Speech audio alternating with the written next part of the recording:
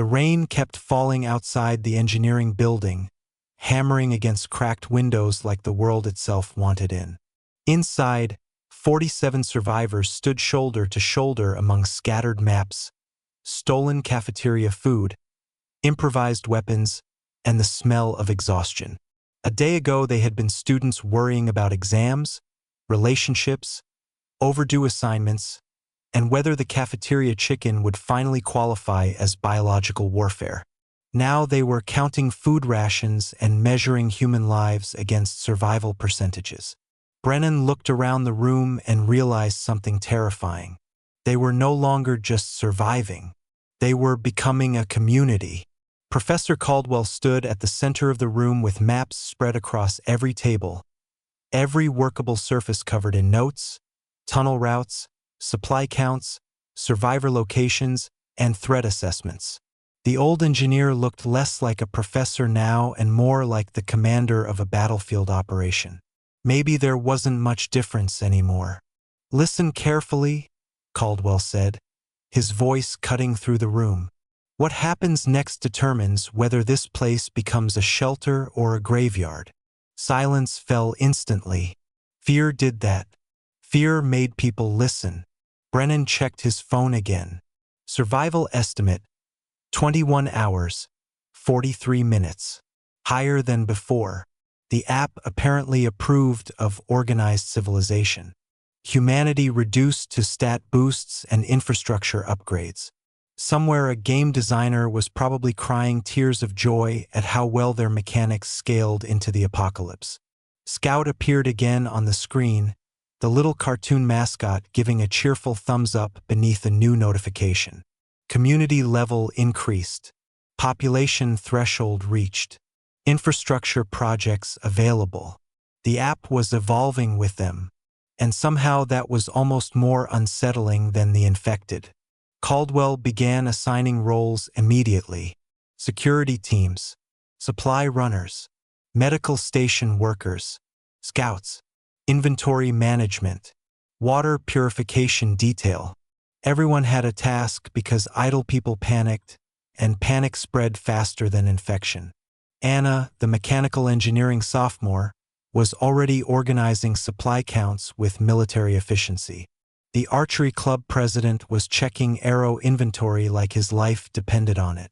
Probably did. Riker leaned against a wall gripping his Louisville slugger while Caspian filmed quietly from the corner, documenting everything with the same detached focus he always had. Brennan still didn't know whether the camera was helping Caspian cope or making him lose his mind slower. Maybe both. "We can't stay reactive," Caldwell continued. "Reactive gets people killed. Structure keeps people alive." He pointed toward the maps. "We secure this building first, then nearby dorms, then the tunnel network. We establish controlled movement routes, food distribution, sleeping rotations, sanitation zones, defensive positions." "Sanitation zones?" Riker asked. "Yes," Caldwell replied flatly. "Because dysentery killing survivors after zombies fail would be the most historically accurate outcome imaginable." Dark laughter rippled through the room. People needed that too. Not hope exactly, just enough humor to stop themselves from breaking apart. Brennan watched the survivors around him carefully. Some looked terrified. Some looked numb. A few already had that dangerous 1,000-yard stare people developed when reality exceeded emotional processing capacity. And still they showed up. That mattered. Outside, the infected scratched and slammed against distant entrances, drawn by noise and movement. The engineering building groaned under wind and rain, old pipes rattling deep inside the walls. But inside, people were planning tomorrow. That was new. That was human. Brennan's phone buzzed again. New objective available. Establish sustainable survivor colony. Reward, unknown. Failure penalty, extinction. He stared at the message for a long moment. No survival points. No rankings. No percentages. Just extinction. The app had stopped pretending this was a game. And maybe that was the scariest part of all. Caldwell rolled up one of the maps and looked directly at Brennan. "You're thinking too small," he said quietly. Brennan frowned. "What do you mean?" "I mean, this campus isn't the end goal. It's the beginning." The room suddenly felt colder. "There are other survivor groups out there," Caldwell continued. "Other campuses, other towns, other fortified positions. If civilization survives this, it survives because communities reconnect. And if they don't?" Brennan asked. Caldwell's expression hardened. "Then humanity becomes scattered tribes hiding in ruins until the infected finish the job." No one spoke after that, because everyone understood he wasn't exaggerating. The world they knew was gone. Whatever came next would have to be built from the ashes by exhausted students with baseball bats and engineering degrees. Rain battered the windows harder and the lights flickered again. The emergency power was barely holding. Caspian lowered his camera for the first time all night. "You know what the weirdest part is?" he asked softly to no one in particular. "The infected aren't the scariest thing anymore." Those words hit much harder than anyone wanted to admit. Sounds ridiculous when there's a bunch of zombies pounding on the doors. But he was right. The infected were simple. Hunger equals violence. Violence equals infection. Predictable. The terrifying part was the future. Humanity itself. The rebuilding. The choices. The sacrifices. The possibility that survival might slowly turn good people into cold ones. Into walking death traps with faces. Brennan looked around at the exhausted people filling the engineering lab. 47 survivors. 47 people betting their lives on each other. And somehow, against every rational expectation, it felt like the beginning of something instead of the end. Outside, the storm kept raging. Caldwell addressed them from the main lecture hall, standing at the front like he was giving a normal lecture, except this lecture was about how to survive the end of the world. "I'm not going to lie to you," he started. His voice voided from all emotion. "Most people on this campus are either dead or infected. Most people in this country probably are too. The world we knew last week isn't coming back. Harsh. But people needed harsh. They needed someone willing to tell them the truth instead of feeding them comforting garbage like some motivational speaker trying to sell survival-themed self-help books. What we're building here is simple," Caldwell continued. "A survivor community. We pool resources, establish security, create sustainable food production, defend ourselves, and we do it together because alone we all die. Together, some of us might live, maybe even thrive." "For how long?" someone asked. "As long as it takes. Months, years, however long until this crisis passes or we die trying. This isn't temporary. This is our new normal, and the faster we all accept that, the better our chances." Then he laid out the structure, organization, responsibilities, security team, 8 people rotating patrols, defending the perimeter, armed with improvised weapons and the compound bow. Supply team, 6 people responsible for scavenging runs, securing resources, expanding our stockpile. Medical team, 3 people with actual medical training. Phoenix Sterling stepped forward for that. She'd been hiding in the female dorm with 2 others, a pre-med biochem major. Exactly the kind of person you pray exists when civilization falls apart. Agriculture team, Maren Wild, the girl from 3F who'd been texting me earlier in the week. She was from Iowa and had actual farm experience. Real experience, not, "I played Stardew Valley for 400 hours, so now I'm basically a farmer" experience. She took one look at our food supplies and said, "This will last 2 weeks if we're careful. After that, we are going to need real food production." Infrastructure team, engineering students handling generators, water purification, waste disposal, repairs. All the unglamorous work that actually keeps humans alive while everybody else fantasizes about being action heroes. Everyone else rotated through cooking, cleaning, maintenance, and guard duty. Nobody freeloaded. Work and you eat, Caldwell explained. Don't work and you don't eat. No exceptions. No special treatment. We survive as a unit or we don't survive at all. What about leadership? Someone asked. Committee of 6. Major decisions, disputes, coordination. Rotates monthly so nobody gets too comfortable. I'll chair until we're stable. After that, elections. Democracy during the apocalypse. Humanity really will staple bureaucracy onto literally anything. The committee formed quickly. Caldwell. Me. Marin from agriculture. Phoenix from medical.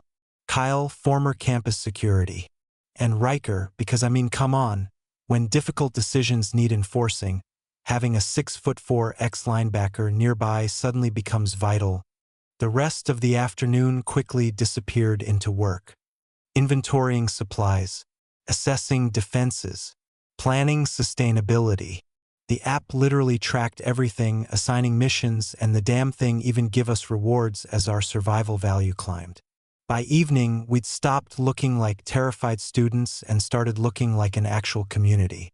Meals became communal. Security was organized and everyone had a role to play. A much-needed sense of purpose and a collective direction. It wasn't much, but it was enough to feel human again. My phone displayed our collective survival value. 1,240. Global rank.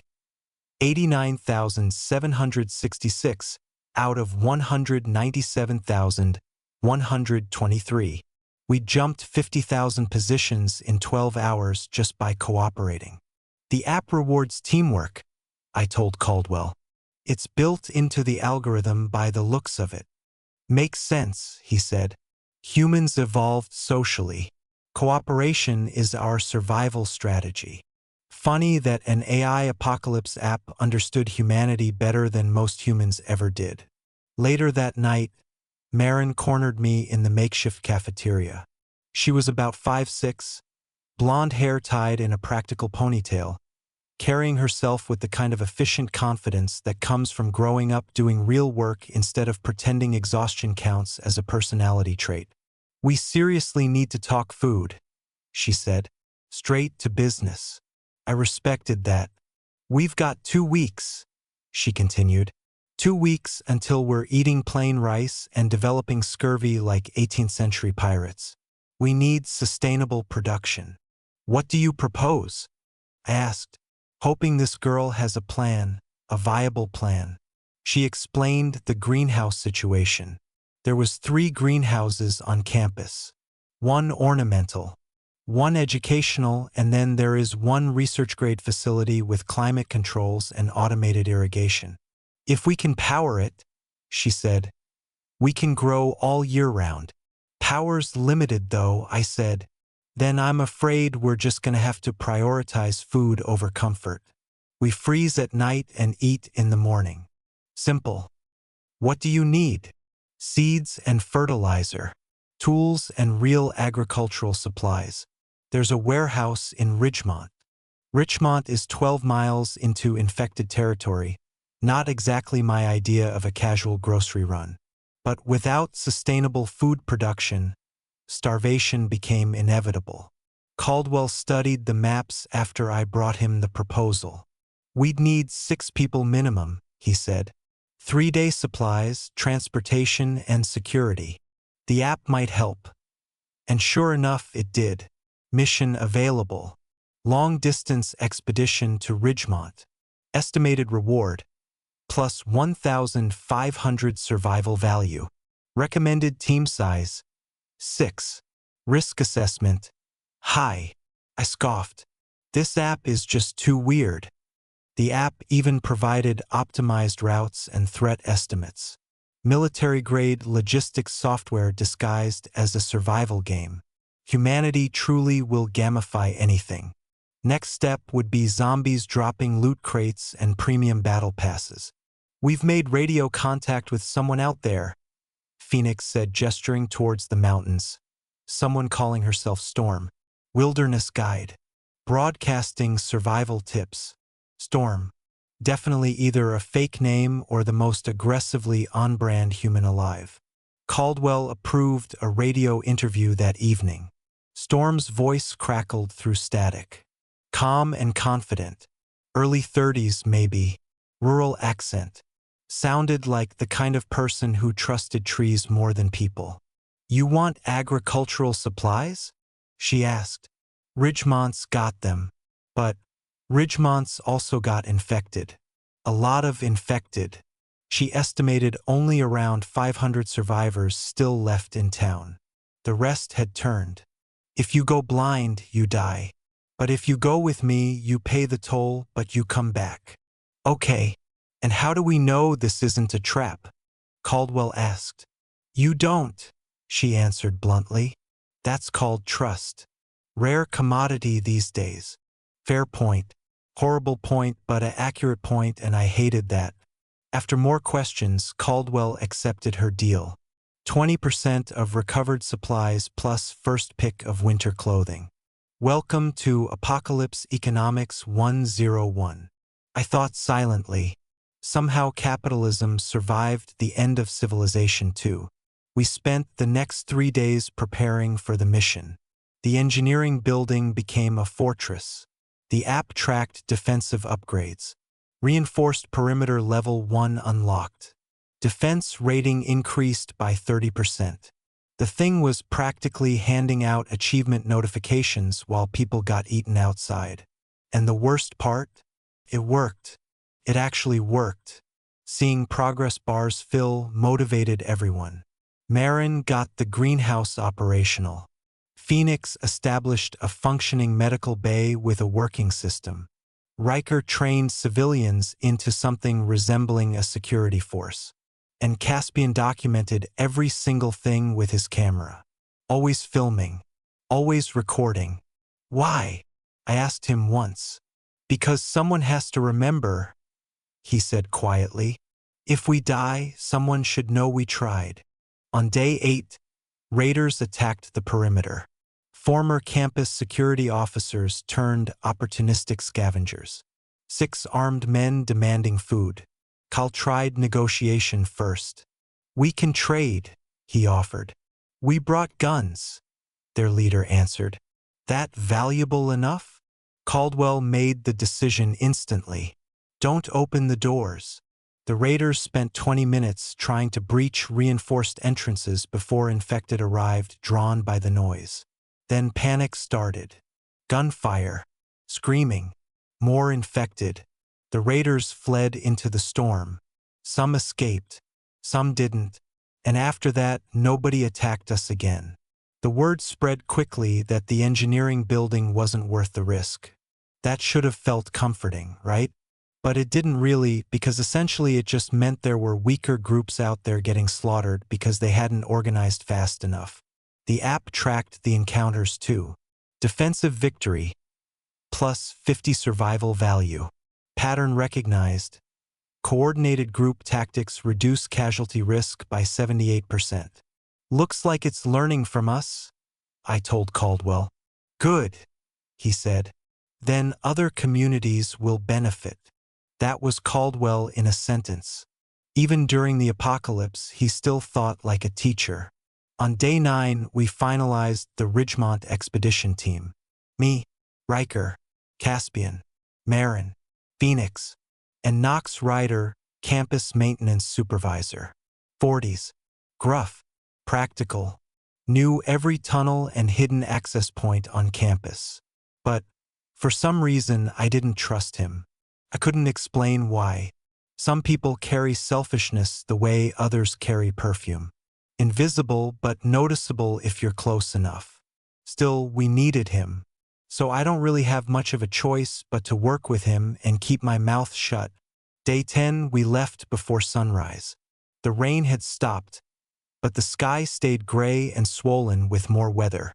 Storm met us at Riverside Park exactly at dawn. She looked exactly how survival itself would dress if it got tired of human nonsense. Weathered leather jacket, rifle across her back, eyes that analyzed exits before faces. "You're the college kids," she said. "We're the survivors," I corrected. "For now." Encouraging. She briefed us fast. "Move quiet. Move fast. No unnecessary stops. And if anyone got bitten, they were abandoned immediately. No heroic sacrifices," she said. "You turn, you're a threat. Are we clear on that?" Phoenix hated that rule. But nobody argued, because everybody already knew she was right, whether we like it or not. The journey took 8 hours through ruined roads and old logging trails. Storm navigated everything effortlessly. We encountered infected 3 times. Small groups, but she handled them with terrifying efficiency. Every rifle shot precise. Every movement economical. "You military?" Caspian asked while filming her. "No, wilderness guide," she answered. "Turns out survival skills transfer nicely to the apocalypse." "Why stay alone?" Marin asked. "People make emotional decisions," Storm said. "Emotional decisions get people killed." "Then, why are you helping us?" "Because eventually surviving alone stops being enough." That answer stuck with me longer than I wanted it to. We reached Ridgemont around 3 in the afternoon. The town looked dead. Burned buildings, abandoned vehicles, bodies scattered through the streets, like war had visited and decided to stay. "Downtown's ahead," Storm said. "That's where the survivors are. Cole runs it. Former cop. Hard man but fair." "And will they trade?" "They'll negotiate. Don't mistake the two." We moved carefully through the outskirts toward downtown barricades while Storm scanned rooftops for movement. Then we saw them. Armed guards watching from sandbag positions. Real defenses. Real organization. A community that had survived long enough to stop looking scared. One of the guards raised a rifle. "Halt!" he shouted. Storm lifted her hands calmly. "Trade delegation from the university." Silence stretched across the ruined street. Then a voice answered from somewhere behind the barricade. "Bring them in."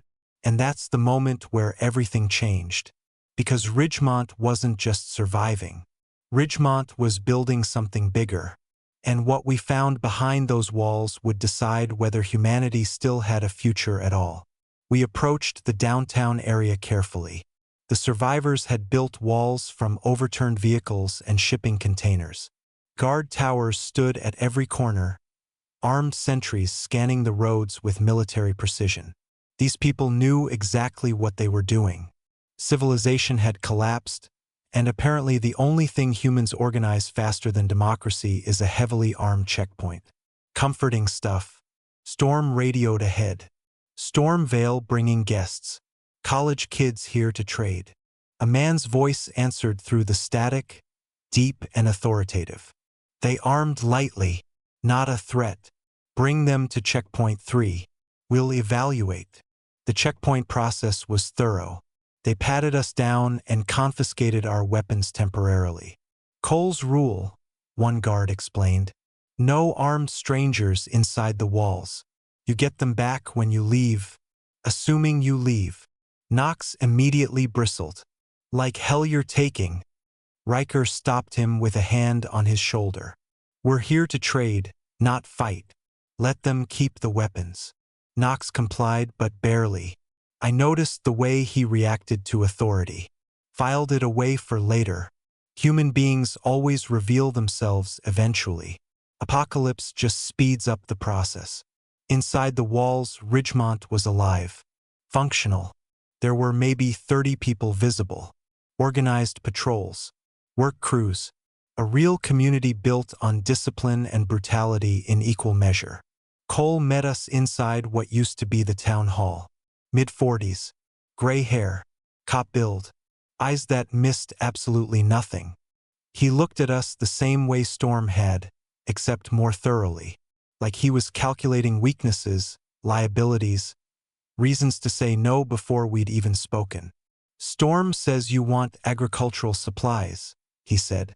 "No greeting, no pleasantries, just business. Seeds, fertilizer, tools, livestock if possible." Marin answered immediately. "We've got greenhouses. We can grow year-round, but we need proper stock." "And what are you offering?" "Labor, medical supplies, technical expertise, engineers, pre-med students, skilled people." "I already have people with skills." "Not as many as you used to," I said before I could stop myself. "How many have you lost?" Cole's jaw tightened.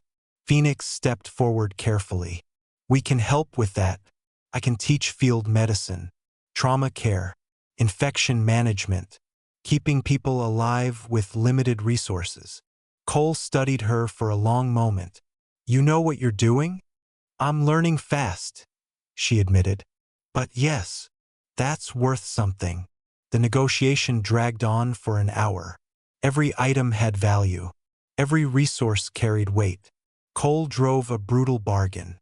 He wanted half our medicine, all our solar chargers, even our maintenance truck. "The truck is our transportation," I argued.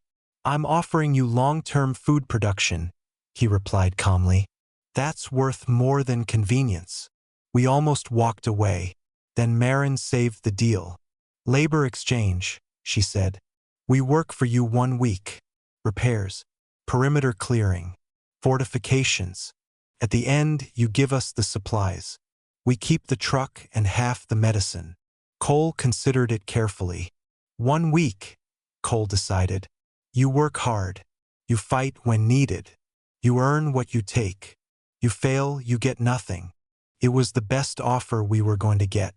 So we took it. The next 7 days taught us what survival actually looked like. Ridgemont had survived because they were ruthless. Early in the outbreak, they'd raided neighboring communities for supplies, leaving weaker groups behind. "We did what we had to do," Cole told me one night. "Not proud of it, but my people are alive because of it, so."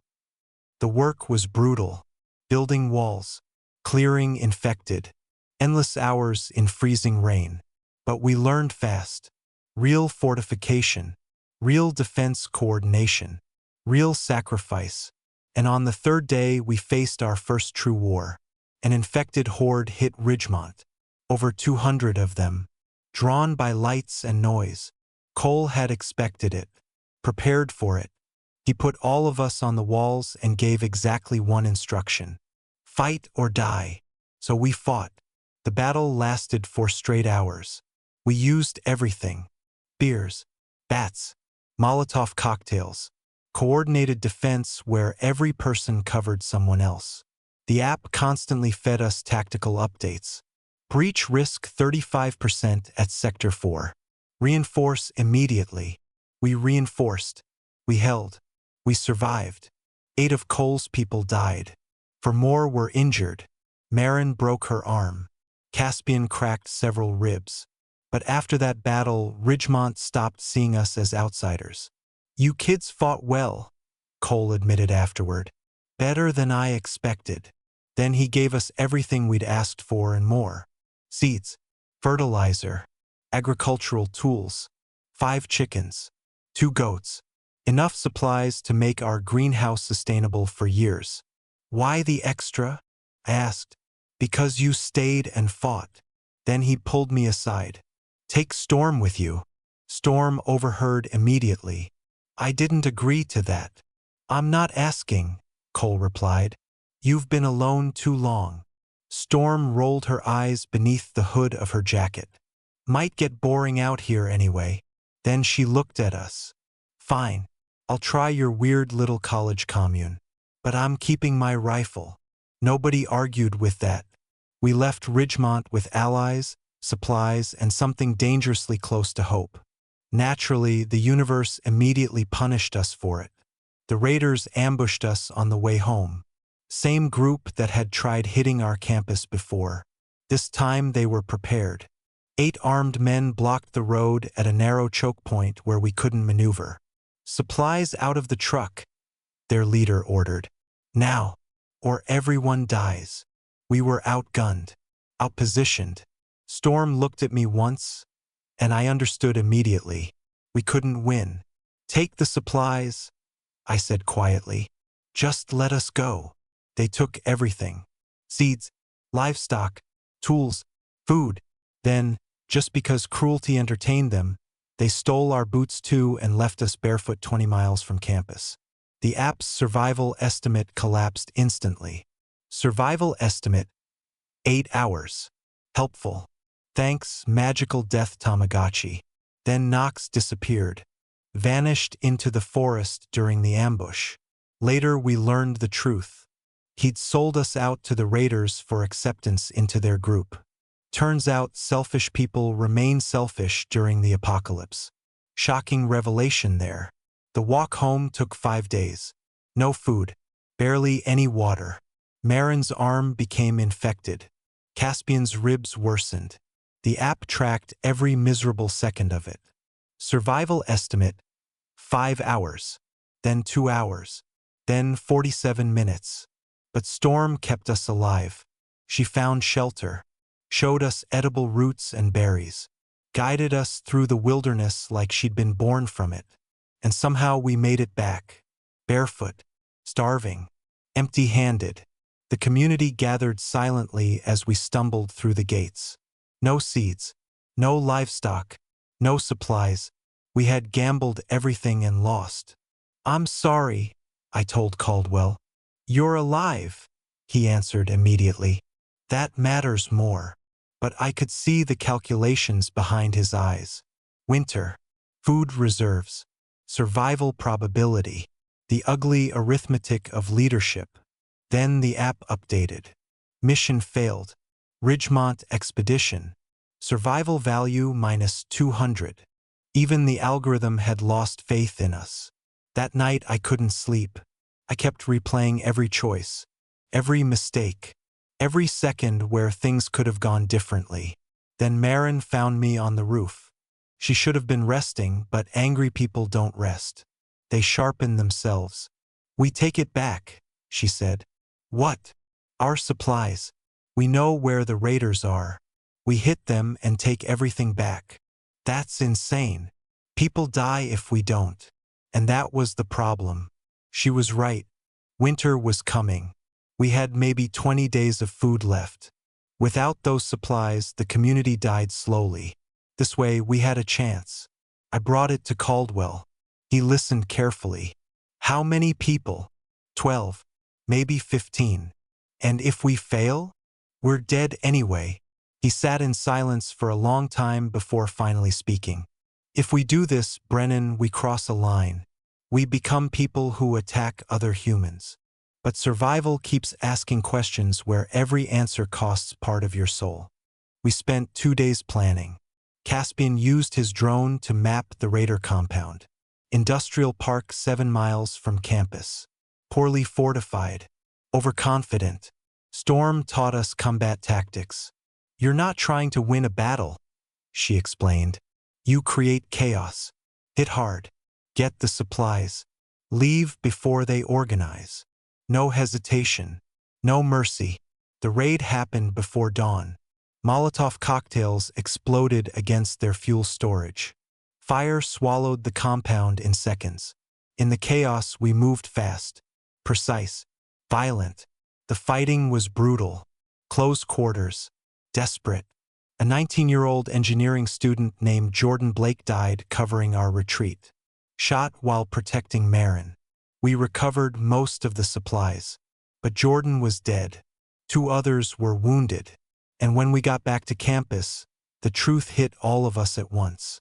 We were killers now. Maybe justified. Maybe necessary. But killers all the same. The community celebrated because they had food again, but the raid team didn't celebrate at all. Phoenix scrubbed her hands over and over like she could wash blood off memory. Riker couldn't even look at the bat he'd used. Caspian stopped filming for the first time since the outbreak began. And I kept thinking about Jordan, a normal kid from my calculus class. Dead because I'd sent him into combat. At the memorial, Caldwell stood beside the grave and spoke quietly. Jordan Blake died securing our future. We honor him by building something worthy of that sacrifice. We planted an apple tree over his grave using seeds from Ridgemont. A promise that someday something living would grow from all this death. Afterward, the community created rules. We would defend ourselves.